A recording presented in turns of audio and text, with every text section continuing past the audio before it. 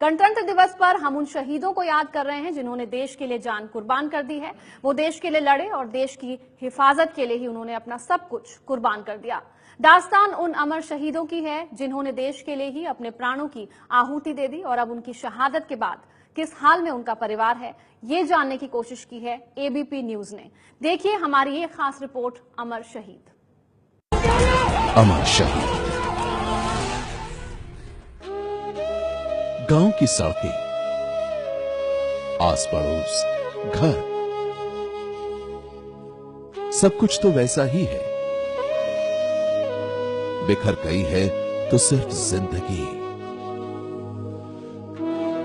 इकलौते बेटे प्रभु सिंह को खोने के बाद चंद्र सिंह की दुनिया वीरान हो गई है। लाडला बेटा फौज में था, उसने देश की हिफाजत की कसम खाई थी और उसी कसम को पूरा करते हुए उसने अपना सर्वोच्च बलिदान भी दे दिया। तारीख थी 22 नवंबर 2016। जम्मू कश्मीर के कुपवाड़ा के माछिल सेक्टर में पाकिस्तानी सेना भारी गोलाबारी कर रही थी। दुश्मनों का मुंह तोड़ जवाब देने के लिए सेना के जवान प्रभु सिंह ने मोर्चा संभाल रखा था। वो गोलियों का जवाब गोलियों से ही दे रहे थे और उसी लड़ाई में दुश्मनों से लड़ते लड़ते वो शहीद हो गए।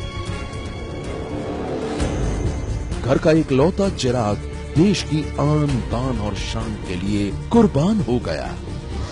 और जब यह खबर प्रभु सिंह की पत्नी ओम कुंवर को मिली तो एक पल में ही उसकी दुनिया उजड़ गई।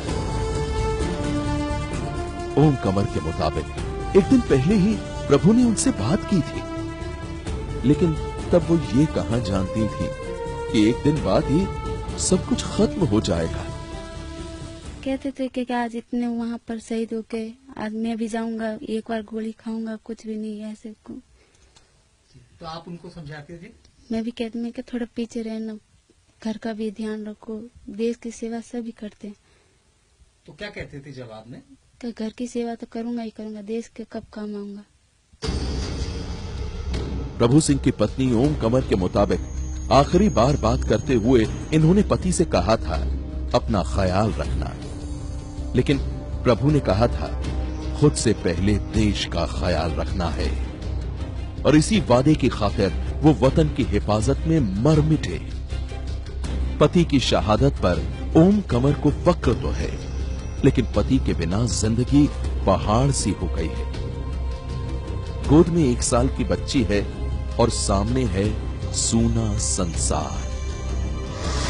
अपने बेटे प्रभु सिंह की शहादत पर बूढ़े पिता चंद्र सिंह को भी नाज है। चंद्र सिंह खुद भी सेना से रिटायर हुए हैं और इसलिए वो जानते हैं कि सेना की जिंदगी कितनी दुश्वार होती है। हर पल दुश्मनों का खतरा रहता है, लेकिन उन तमाम खतरों के बाद भी इन्होंने अपने इकलौते बेटे को फौज में भेजा था। चंद्र सिंह के मुताबिक इनके बेटे ने देश की रक्षा के लिए ही गोलियां खाई। देश के लिए शहीद हो गया, याद तो आती है, दुनिया में आएगी, जिंदगी भर आएगी। जब तक जिंदा रहूंगा तब तक मेरे को याद आती रहेगी। भूलेंगे थोड़ा ही इसको, भूल जाएंगे, हम भूलेंगे नहीं इसको, जिंदगी भर नहीं भूल सकता प्रभु को। चंद्र सिंह के मुताबिक इकलौते बेटे प्रभु सिंह की शहादत के बाद जिंदगी शूल बन गई है। सरकार ने जो वादे किए थे वो वादे ही रह गए। 2 महीने में जिंदगी इतने थपेड़ों से गुजरी है कि सब कुछ बेमानी सा लगने लगा है। चंद्र सिंह टूटते जा रहे हैं और अब इन्हें आशंका है कि अगर यही हाल रहा तो लोग कहीं अपने बेटे को फौज में नौकरी के लिए जाने ही ना दें।